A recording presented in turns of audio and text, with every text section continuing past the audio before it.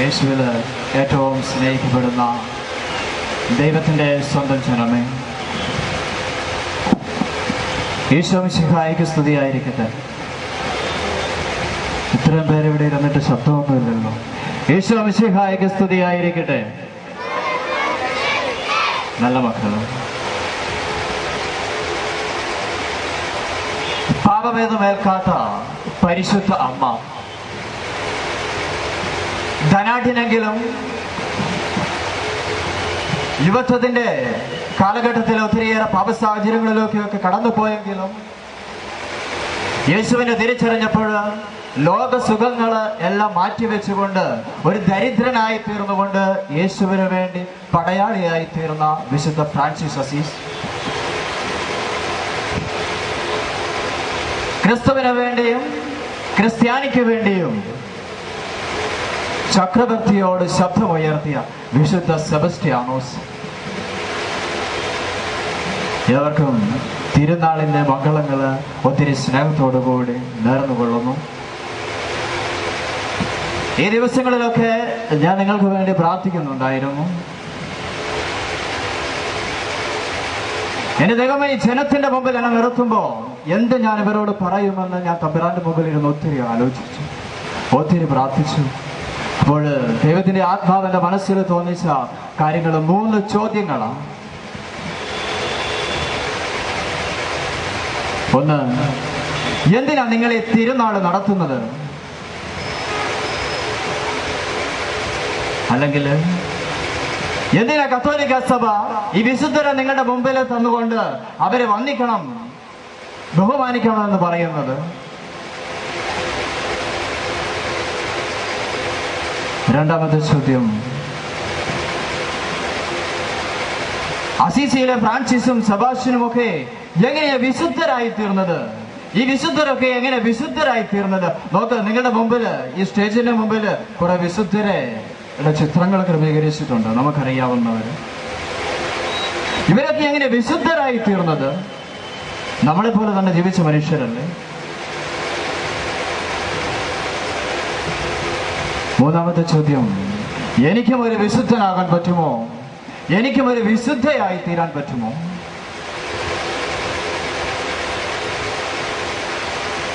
മക്കൾക്ക് കഥ ഇഷ്ടമായിരിക്കും അല്ലേ?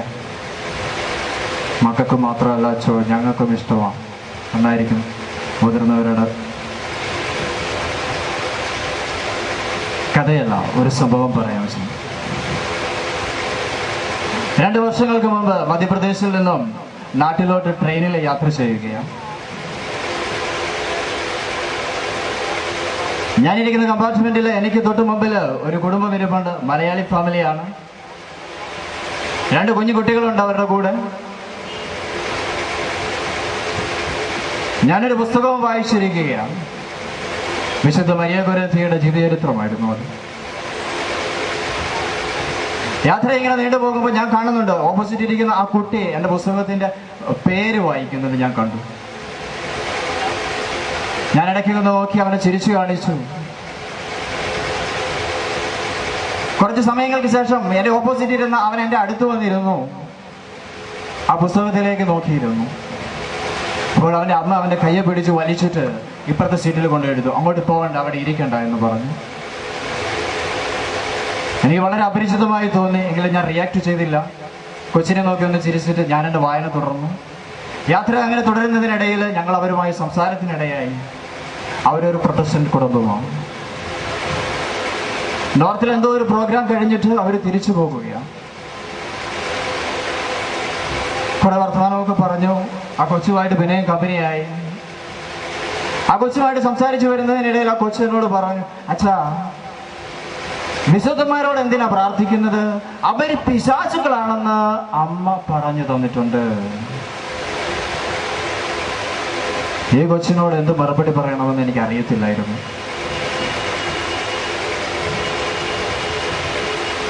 യാത്ര പിന്നെയും തുടർന്നു. ഞാൻ ഇതിന് എങ്ങനെയെങ്കിലും ഒരു ഉത്തരം കൊടുക്കണമല്ലോ എന്ന് ചിന്തിച്ചുകൊണ്ട് മനസ്സിൽ പ്രാർത്ഥിച്ചുകൊണ്ടിരിക്കുകയായിരുന്നു. ഒത്തിരി ആലോചിച്ചു. അപ്പോളാ എൻ്റെ മനസ്സിൽ ഞാൻ പണ്ട് കറഞ്ഞു കേട്ട ഒരു കഥ തമ്പുരാൻ കൊണ്ടെത്തുന്നത്. പ്രിയപ്പെട്ട ജനമേ, നിങ്ങൾ ദേശാടന പക്ഷികളെ കുറിച്ച് കേട്ടിട്ടുണ്ടോ? ഈ ദേശാടന പക്ഷികൾക്ക് ഒരു പ്രത്യേകതയുണ്ട്. ഒരു ദേശത്തു നിന്ന് മറു ദേശത്തേക്ക് യാത്ര ചെയ്യുമ്പോൾ ഇവർ ഒരുമിച്ച് യാത്ര ചെയ്യും. ഒരിടത്ത് ചെന്ന് പാർത്തു കഴിഞ്ഞാൽ പുതിയ സ്ഥലത്തേക്ക് യാത്ര പുറപ്പെടുന്നതിന് മുമ്പ് ഇവരിൽ ഒരു പക്ഷി മുമ്പോട്ട് വന്ന് ഇവർ പോകുന്നതിന് മുമ്പ് ആ വഴിയിൽ യാത്ര ചെയ്യും, ആ ദിശയിൽ യാത്ര ചെയ്യും. അവന്റെ ഉദ്ദേശം കൂട്ടത്തിന് മുമ്പേ പറന്ന് തന്റെ കൂട്ടർക്ക് വസിക്കുവാനുള്ള പാർപ്പിടവും ജലാശയവും ഒക്കെ കണ്ടെത്തുക എന്നതാണ്. ഈ ഒറ്റയ്ക്ക് പുറപ്പെടുന്ന പക്ഷി ദൂരദേശത്തേക്ക് ഒരു പ്രത്യേക ദിശയിൽ യാത്ര ചെയ്ത് പാർക്കുവാനും ചേർക്കേറുവാനുള്ള മരങ്ങളൊക്കെ കണ്ടെത്തി, ഭക്ഷണിക്കുവാനുള്ള സ്ഥലങ്ങളൊക്കെ കണ്ടെത്തി, എല്ലാം ഓക്കെ എന്ന് കണ്ടു കഴിഞ്ഞാൽ തിരിച്ചു വരും. എന്നിട്ട് ഇവന്റെ കൂട്ടരെയും കൂട്ടിക്കൊണ്ടു പോകും. ഈ മുമ്പേ പറന്ന പക്ഷി 2-3 ദിവസം കഴിഞ്ഞിട്ടും തിരിച്ചു വരുന്നില്ലെങ്കിൽ ഈ കൂട്ടത്തിലുള്ള പക്ഷികൾ മനസ്സിലാക്കും, തങ്ങൾക്ക് മുമ്പേ പറന്നവൻ എന്തോ സംഭവിച്ചു, ഏതോ അപകടത്തിൽ അവൻ പെട്ടിരിക്കുന്നു. അതുകൊണ്ട് അവര് കൂടി തീരുമാനിക്കും, ഇനി ആ ദിശയിലേക്ക് ഞങ്ങൾ യാത്രയില്ല. അപ്പോൾ അവരുടെ കൂട്ടത്തിൽ നിന്ന് മറ്റൊരു പക്ഷി മുമ്പോട്ട് കടന്നു വരും. മറ്റൊരു ദിശയിലേക്ക് ഈ പക്ഷി യാത്ര ചെയ്യും. അവനും അതേ ജോലികൾ തന്നെ.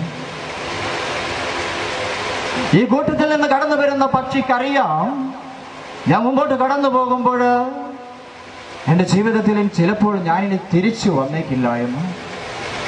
പക്ഷെ ഞാൻ എൻ്റെ ജീവൻ ത്യജിക്കാൻ പോകുന്നത് എൻ്റെ കൂട്ടർക്ക് വേണ്ടിയാണെന്ന് അവനറിയാം. സ്നേഹമുള്ളവരെ, ഈ പക്ഷി ഇങ്ങനെ യാത്ര ചെയ്ത് ഈ പക്ഷിക്കൂട്ടങ്ങള് ഒരു മരത്തിൽ ചേക്കേറുമ്പോൾ ദേശാടന പക്ഷികൾ സാധാരണ ഉയർന്ന മരത്തിലാണ്, ഏറ്റവും ഉയർന്ന മരത്തിലാണ് ചേക്കേറുക. ഈ ഉയർന്ന മരത്തിൽ ചേക്കേറുമ്പോൾ ആ മരത്തിന്റെ ഏറ്റവും ഉയർന്ന കൊമ്പ് ഈ പക്ഷികൾ ചേക്കേറില്ല, അത് മാറ്റിയിടും.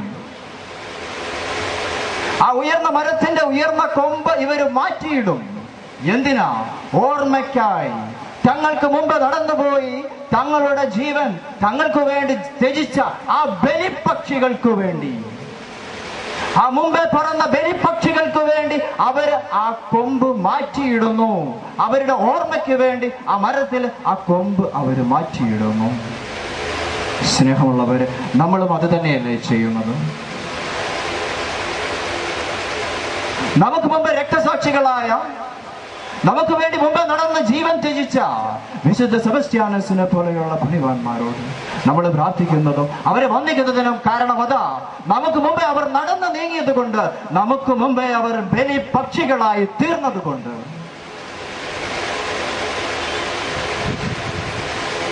ഇന്ന് നമ്മള് ഈ അന്യദേശത്ത് വന്ന ക്രിസ്ത്യാനിയെന്ന് സന്തോഷത്തോടു കൂടി പറഞ്ഞ് ജീവിക്കുന്നു.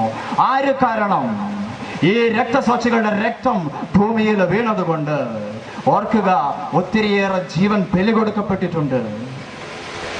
പക്ഷേ ചതിയിലൂടെയും വഞ്ചനയിലൂടെയും മറ്റുള്ളവന്റെ ജീവിതം എടുത്തുകൊണ്ടല്ല, മറിച്ച് സ്വന്തം ജീവിതം വിട്ടുകൊടുത്തുകൊണ്ട്, സ്വന്തം ജീവിതം ത്യാഗം ചെയ്തതുകൊണ്ടാ നമ്മള് ക്രിസ്ത്യാനികൾ എന്നിവിടെ ജീവിക്കുന്നത്.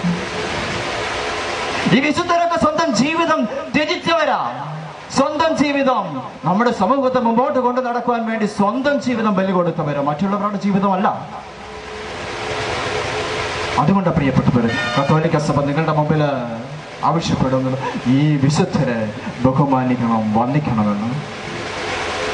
വന്ദിക്കേണ്ടതല്ലേ? നിങ്ങൾ തന്നെ ചിന്തിച്ചു നോക്ക്. നമുക്ക് വേണ്ടി ജീവൻ ത്യജിച്ചവരെ നമ്മൾ വന്ദിക്കണ്ടേ?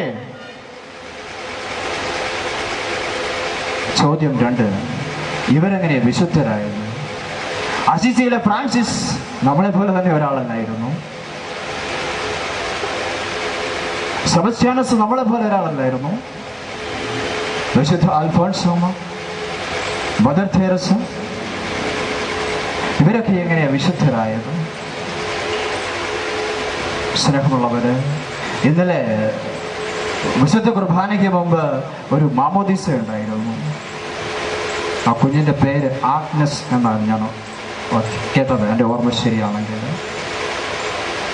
നമ്മളൊക്കെ മാമോദീസ സ്വീകരിച്ചവരാണ്.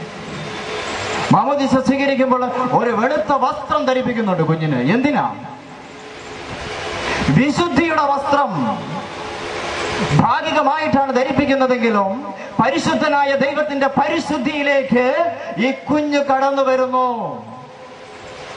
ഈ വെളുത്ത വസ്ത്രം ധരിപ്പിക്കുന്നതോടുകൂടി, ഈ മാമോദിസ സ്വീകരിക്കുന്നതോടുകൂടി സ്വർഗരാജ്യത്തിന്റെ പങ്കാളിയായിക്കൊണ്ട് പരിശുദ്ധനായ ദൈവത്തിന്റെ പരിശുദ്ധിയിൽ പങ്കുചേർന്നുകൊണ്ട് ആ കുഞ്ഞ് പരിശുദ്ധിയിലേക്ക് കടന്നു വരുന്നു. നമ്മളും അങ്ങനെയൊക്കെ കടന്നു വന്നവരാ. പരിശുദ്ധനായ ദൈവത്തിന്റെ പരിശുദ്ധി പകർന്നു ലഭിച്ചു കഴിഞ്ഞപ്പോൾ ആ പരിശുദ്ധി മരണം വരെ നിലനിർത്തിക്കൊണ്ടുപോയവരെ, ലഭിച്ച പരിശുദ്ധി മരണം വരെ നിലനിർത്തിക്കൊണ്ടുപോയവരെ മരണത്തിന് ശേഷം ദൈവം മാനിക്കുന്നു. ദൈവത്തെ മാനിച്ചവനെ ദൈവം മാനിക്കുന്നു.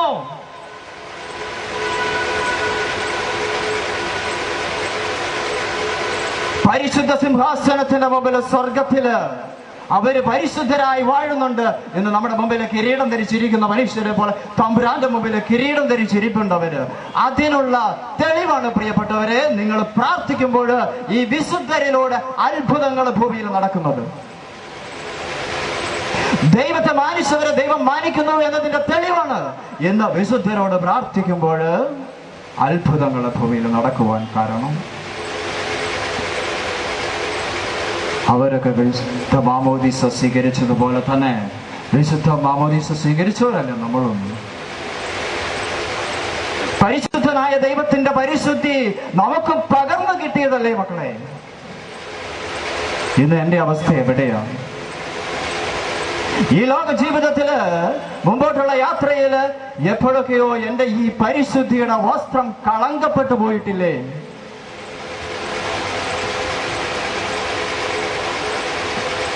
അന്ന് വെള്ളവസ്ത്രമാണ് ധരിച്ചിരുന്നതെങ്കിൽ ആത്മീയമായി എന്ന് ആ വസ്ത്രത്തിന്റെ കളർ എന്താ എന്ന് ഞാൻ ചിന്തിക്കേണ്ടിയിരിക്കുന്നു.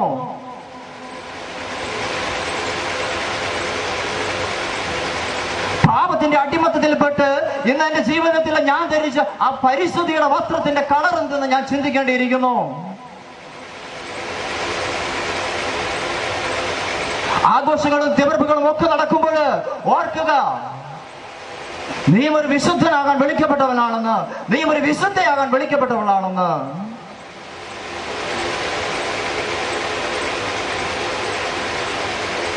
മൂന്നാമത്തെ ചോദ്യം, എനിക്കും ഒരു വിശുദ്ധയാകാൻ സാധിക്കുമോ? നമ്മളൊക്കെ ഒത്തിരി പ്രാർത്ഥിക്കുന്നവരാണ്.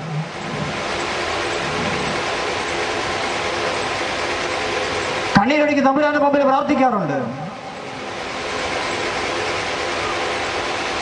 പലപ്പോഴും കണ്ണീരൊഴുക്കി പറയാറുണ്ട്, തമ്പുരാനെ ഞാൻ ഇത്രമാത്രം പ്രാർത്ഥിച്ചിട്ടും എന്റെ നീ എന്റെ പ്രാർത്ഥന കേൾക്കാത്തത്?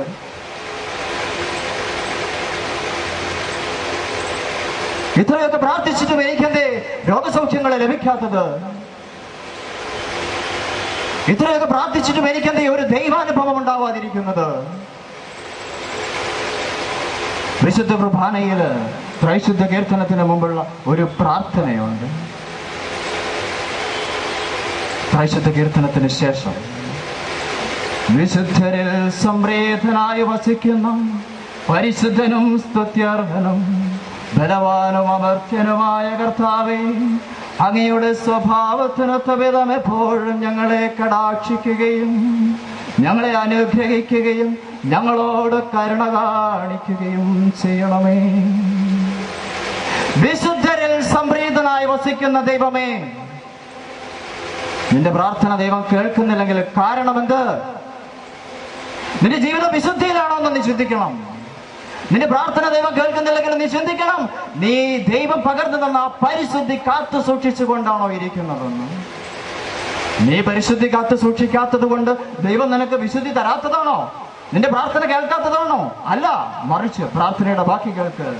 വിശുദ്ധരിൽ സംപ്രീതനായി വസിക്കുന്ന ദൈവമേ, പരിശുദ്ധനും സ്തുത്യർഹനും ബലവാനും അമർത്യനുമായ കർത്താവേ, അങ്ങയുടെ സ്വഭാവത്തിനൊത്ത വിധം എപ്പോഴും ഞങ്ങളെ കടാക്ഷിക്കുകയും അനുഗ്രഹിക്കുകയും കരുണ കാണിക്കുകയും ചെയ്യണമേ.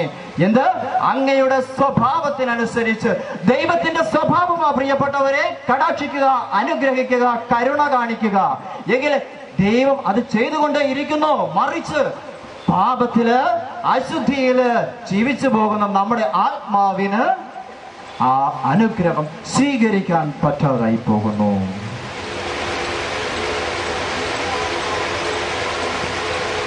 ദൈവത്തിന്റെ സ്വഭാവം കരുണ പ്രകടിപ്പിക്കുക എന്നത് അതവൻ എപ്പോഴും ചെയ്തുകൊണ്ടിരിക്കുന്ന കാര്യമാണ്. മറിച്ച് അത് നിനക്ക് നിന്റെ ജീവിതത്തിൽ അനുഭവമാകുന്നില്ലെങ്കിൽ അതിന് കാരണം നിന്റെ ജീവിതത്തിലെ നിന്റെ ആത്മാവിന്റെ കളങ്കതയാണ്. പരിശുദ്ധിയിലേക്ക് നടന്നെടുക്കണം പ്രിയപ്പെട്ടവരെ. നമ്മൾ എനിക്കും ഒരു വിശുദ്ധനാകാൻ പറ്റും. ഇപ്പൊ നിങ്ങൾ ചിന്തിക്കുന്നുണ്ടാവും, ദൈവമേ ആ പരിശുദ്ധി നഷ്ടപ്പെട്ടു പോയല്ലോ. വിശുദ്ധ മാമോദീസായിലൂടെ നീ എനിക്ക് പകർന്നു തന്ന ആ പരിശുദ്ധി എനിക്ക് എൻ്റെ ജീവിതത്തിൽ നഷ്ടപ്പെട്ടു പോയല്ലോ. ഞാൻ എങ്ങനെ ഇനി അത് വീണ്ടെടുക്കും? മക്കളെ, ഇന്നത്തെ വചനഭാഗം ഏതോ നമ്മൾ വായിച്ചു കേട്ടത് ഓർമ്മയുണ്ടോ? ആരെ കുറിച്ചായിരുന്നു? ഉറക്കെ പറ. ധൂർത്തപുത്രൻ. ധൂർത്തപുത്രനെ കുറിച്ചുള്ള കഥയാണ് നമ്മൾ വായിച്ചു കേട്ടത്. പാപത്തിന്റെ അടിമത്തത്തില് പന്നിക്കൂട്ടിൽ പോലും ഭക്ഷണം നിഷേധിക്കപ്പെട്ടപ്പം അവന് സുബോധമുണ്ടാവുകയാ. അശുദ്ധിയുടെ വസ്ത്രം ധരിച്ചിരിക്കുന്നതെന്ന് മനസ്സിലാക്കി കഴിയുമ്പോൾ അവൻ തിരിച്ചു നടക്കുകയാണ്. അവൻ എങ്ങനെയാ തിരിച്ചു നടക്കുന്നത്? ഓടിച്ചെല്ലുകയാണോ? അല്ല, അവൻ പേടിച്ച് വിറച്ച് വിഷമിച്ച് കരഞ്ഞ് നിലവിളിച്ച ചെല്ലുന്നത് പിതാവിന്റെ അടുത്തോട്ട്. അവൻ എന്നെ സ്വീകരിക്കുമോ ഇല്ലയോ എന്ന് അറിഞ്ഞുകൂടെ പുത്രന്. പക്ഷെ പിതാവ് എങ്ങനെയാ വരുന്നത്? പിതാവ് ഓടി വരുന്നു.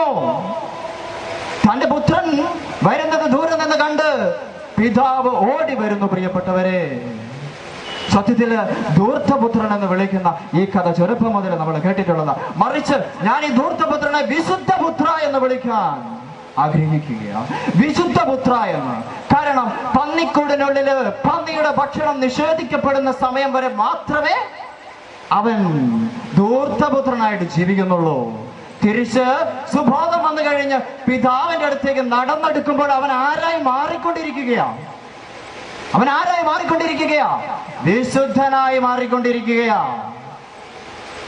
അതുകൊണ്ട് പ്രിയപ്പെട്ടവരെ, പിതാവിന്റെ അടുക്കൽ ചെന്നിട്ട് അവൻ ഏറ്റു പറയുന്നത്, പിതാവേ, സ്വർഗത്തിനെതിരായും നിനക്കെതിരായും ഞാൻ പാപം ചെയ്തു പോയി.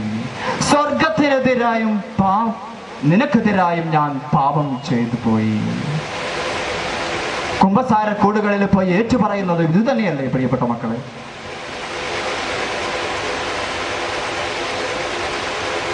പിതാവ് എന്താ ചെയ്യുന്നത്? അവൻ ധരിച്ചിരുന്ന ആ വസ്ത്രങ്ങൾ അവനിൽ നിന്ന് മാറ്റുന്നു, പുതിയ വസ്ത്രം ധരിപ്പിക്കുന്നു. വിശുദ്ധിയുടെ വസ്ത്രം ധൂർത്തപുത്രൻ വീണ്ടും അണിയുന്നു. പിതാവിന്റെ മുമ്പിൽ അവന്റെ പാപങ്ങൾ ഏറ്റുപറയുന്നു. മാപ്പ് ചോദിക്കുമ്പോൾ അവൻ വിശുദ്ധനാക്കി മാറ്റപ്പെടുകയാണ്.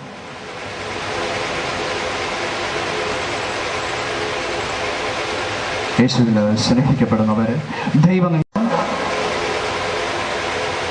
വിശുദ്ധ കുമ്പസാര കോടുകളിൽ തമ്പുരാൻ പുതുവസ്ത്രവുമായി കാത്തിരിക്കുന്നു. കുമ്പസാരിച്ച് പാപങ്ങൾ ഏറ്റുപറഞ്ഞ് തമ്പുരാന്റെ അടുക്കലോട്ട് ചെന്ന് നോക്കിക്കേ, ഓടി വരും. അവൻ ചൊരിഞ്ഞുകൊണ്ടിരിക്കുന്ന കരുണയും കടാക്ഷവും അനുഗ്രഹവും ലഭിക്കും. നിങ്ങൾക്ക് ജീവിതം സന്തോഷകരമായി മാറും. അങ്ങനെ മാറിയവരാണ് പ്രിയപ്പെട്ടവരെ നമ്മുടെയൊക്കെ വിശുദ്ധര്. ആ ലഭിച്ച പരിശുദ്ധി കാത്തു സൂക്ഷിച്ചവരാണ് നമ്മുടെയൊക്കെ വിശുദ്ധര്. വിശുദ്ധ കുർബാനയിലാണ് നമ്മളുള്ളത്. നിന്റെ ജീവിതം വിട്ടുകൊടുത്തു കഴിഞ്ഞാൽ, നിന്റെ അശുദ്ധിയുടെ വസ്ത്രങ്ങൾ ഓരി എറിഞ്ഞു കൊടുത്താൽ നിന്നെ പരിശുദ്ധയാക്കാൻ സാധിക്കും. നീയും ഒരു വിശുദ്ധയാക്കി മാറ്റപ്പെടും. ആ വിശുദ്ധിയിലേക്ക് നമുക്ക് കടന്നു വരാം. ദൈവം നമ്മളെ എല്ലാവരും അനുഗ്രഹിക്കട്ടെ. എന്നെ ആ വിശുദ്ധിയിലേക്ക് കൈപിടിച്ചു നടത്തണമേ എന്ന് നമുക്ക് പ്രാർത്ഥിക്കാം. ആ വിശുദ്ധിയിലേക്ക് തമ്പുരാനോട് ചേർന്ന് നിന്നുകൊണ്ട് അപ്പവും വീഞ്ഞും തന്റെ ശരീരവും രക്തവുമാക്കി മാറ്റുന്നവനോടൊപ്പം നമ്മളെയും വിശുദ്ധിച്ചുകൊണ്ട് വിശുദ്ധ കുർബാനയിലേക്ക് നമുക്ക് കടക്കാം. തമ്പുരാൻ നമ്മളെല്ലാം അനുഗ്രഹിക്കട്ടെ.